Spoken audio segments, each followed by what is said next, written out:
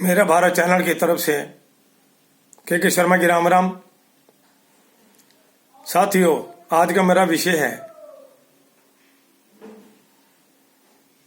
कि नौकरी के लिए टेस्ट देने वाले बच्चों को निःशुल्क यात्रा का हक मिले। साथियों, जैसा कि आप जानते हैं कि हमारे देश की बेरोजगारी बढ़ती जा रही है। ऐसे में वो बच्चे जो किसी भी कंपटीशन के लिए किसी भी विभाग में टेस्ट देने की तैयारी करते हैं और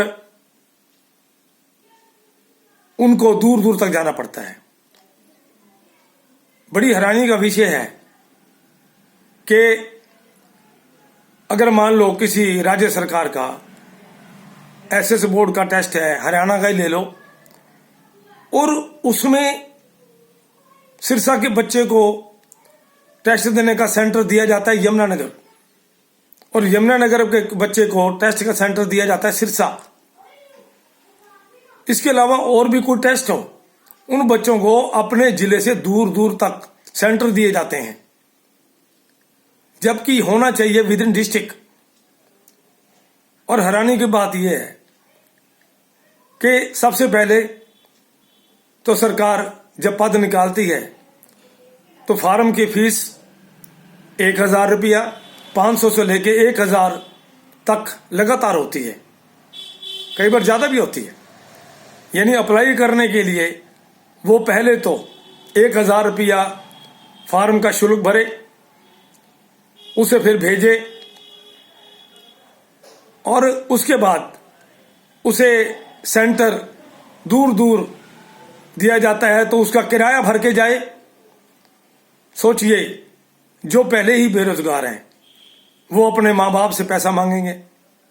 जिस माँ बाप ने उसको शिक्षा इसलिए दी कि वो नौकरी जल्दी करे और उसे नौकरी नहीं मिल रही, नौकरी के लिए भटक रहा है, वो अपने माँ बाप से पैसा मांगे या अपने दोस्तों से पैसा मांगे। सोचिए ऐसे गरीब बच्चे, हालांकि आरक्षण के मुताबिक भी जो ये भेदभाव है ये भी है, क्योंकि अनुसूचित जातियों को जहां 100 रुपये से लेकर 200 रुपये तक की फीस होती है, वहां बिना आरक्षित बच्चों को 500 से लेकर 1000 के बीच में या 1000 तक शुल्क भरना पड़ता है।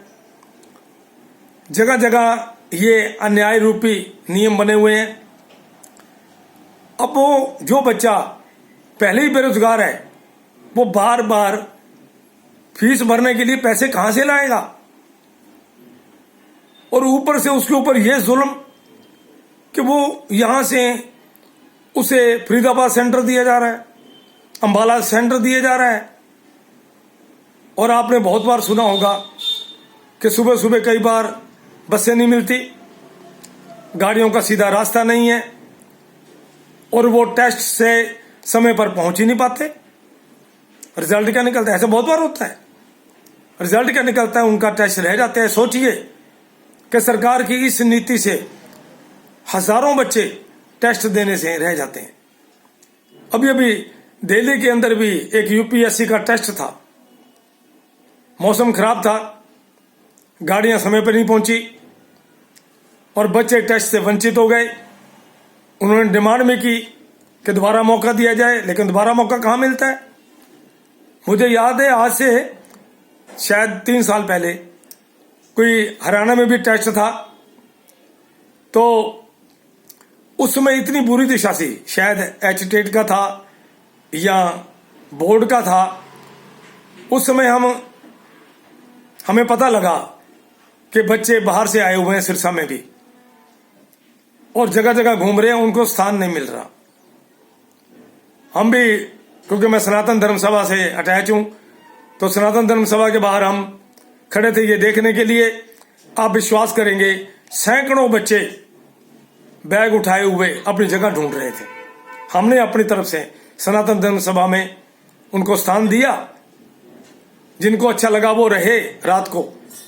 लेकिन जब हमें पता लगा कि ये बच्चे अपने टेस्ट सेंटर के बाहर सड़क के किनारे जो दुकानों के तख्त पोश होते हैं आकर के रात को वहीं रात गुजारते हैं और सुबह उन्होंने टेस्ट देना है। कितने शर्म की बात है। और ये सारी रिपोर्ट सरकार तक पहुंचती है। फिर सिरसा के बच्चे को अंबाला, यमुनानगर और वहां के बच्चों को सिरसा, क्या मतलब क्या है इस बात का? अगर इसका आधार ये दिया जाता है कि पेपर लीक होने की संभावना है, तो क्या अब पेपर लीक नहीं हो रहे? अभी रेलवे का टेस्ट पीछे था जो बिहार के अंदर इतना शोर मचा, तो वो पेपर लीक होने की चर्चा भी उठी।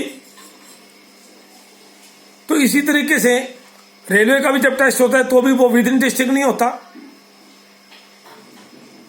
मुझे इस बात की हैरानी आती है, क्या जब तक इस समाज के लोग आंदोलन नहीं करेंगे, समाज के लोग शोर नहीं मचाएंगे, तब तक क्या सरकारें नहीं जागेंगी?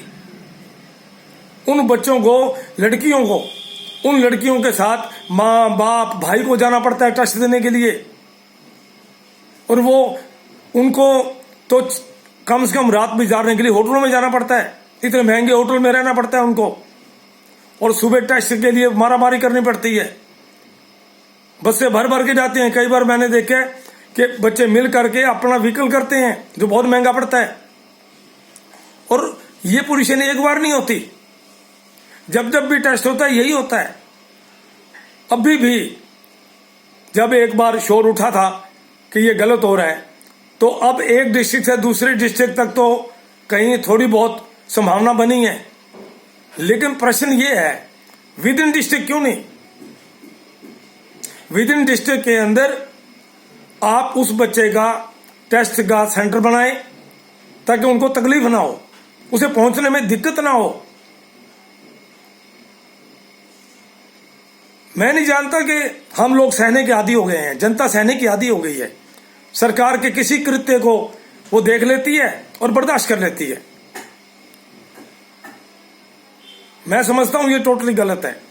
सरकार इस पर ध्यान दे और हमारे युवाओं को भी और पेरेंट्स को आवाज उठानी चाहिए कि वो बच्चे जो बेरोजगार हैं पहले फार्म की फीस भरें, फिर वो यात्रा पे किराया भर के जाएं। सबसे बड़ी बात, अगर आप उसे भेजते भी हो तो कम से कम उसे फ्री जर्नी तो दो, उनको टिकट के पैसे तो न भरने पड़े। अगर आपने अपनी सुविधा के लिए उनको कोई और डिस्ट्रिक्ट दे दिया, 3-3 डिस्ट्रिक्ट छोड़ के बीच में, तो वो उसको ये तो सुविधा दो कि वो निःशुल्क जाए। अगर आप सरकार नहीं दे सकती तो उसको विद इन डिस्ट्रिक्ट में रखें। आप खुद महसूस करेंगे, अभी फ्यूचर में फिर दोबारा आने वाले हैं, आप देखना कि बच्चों के मारामारी कैसी हो रही है, कितने परेशान हो रहे हैं बच्चे। मैं हैरान हूं कि भाई शहरों के अंदर बेचारे जब घूमते हैं ना, दर्द होता है। एक लड़की अपने बाप को साथ लेके आती है, अपने भाई को साथ लेके आती है उस टेस्ट के लिए, जिसकी ये भी गारंटी नहीं है कि उसे इसमें मौका मिलेगा भी कि नहीं मिलेगा। तो मेरा कहना यह है कि सरकार अव्वलते किसी भी कंपटीशन का, चाहे शिक्षा ग्रहण करने के लिए टेस्ट हो, बीटेक का हो, या चाहे वो नौकरी पाने का टेस्ट हो, रेलवे का हो, एसएससी बोर्ड का हो, या एक्साइज एंड टैक्सेशन का हो, किसी विभाग का भी हो, उसे कम से कम विद इन डिस्ट्रिक्ट टेस्ट लेने की प्रक्रिया बननी चाहिए ताकि बच्चों को तकलीफ ना हो। क्योंकि जो वो 12 घंटे, 8 घंटे, 10 घंटे हरासमेंट में सफर करता है, सफर करने के बाद सोचिए कि वो सुबह जब उसने टेस्ट देना होता है तो वो किस तरीके से परेशानी में रात भर जाग करके वो क्या टेस्ट दे सकेगा। तो आज के युवा की इस प्रॉब्लम को सरकार समझे और वो शीघ्र से शीघ्र ऐसे नियम बनाए कि जो भी हरियाणा लेवल की हो, चाहे सेंट्रल लेवल की हो, चाहे मतलब वो किसी भी सिचुएशन में किसी विभाग की नौकरी हो, उनका जो सेंटर है वो उसी विद इन डिस्ट्रिक्ट में बनाया जाए। और अगर वो 2-2 डिस्ट्रिक्ट छोड़कर तीसरे डिस्ट्रिक्ट में उनको मौका दिया जाता है तो कम से कम उनकी यात्रा निःशुल्क हो और उनको रहने का प्रबंध का भी सिस्टम होना चाहिए नहीं तो उन सोचिए कि जो बच्चे पहले बेरोजगार हैं वो पैसा कहाँ से लाएंगे। बार बार माँ बाप से वो पढ़ा लिखा बच्चा कैसे पैसे मांगेगा, कैसे उसके माँ बाप जिनके घर में खाने को रोटी नहीं है और बच्चों को बड़ी मुश्किल से पढ़ाया है, और उसके बाद वो कैसे इंतजाम करके टिकट लेकर के कैसे वहां तक पहुंचेंगे।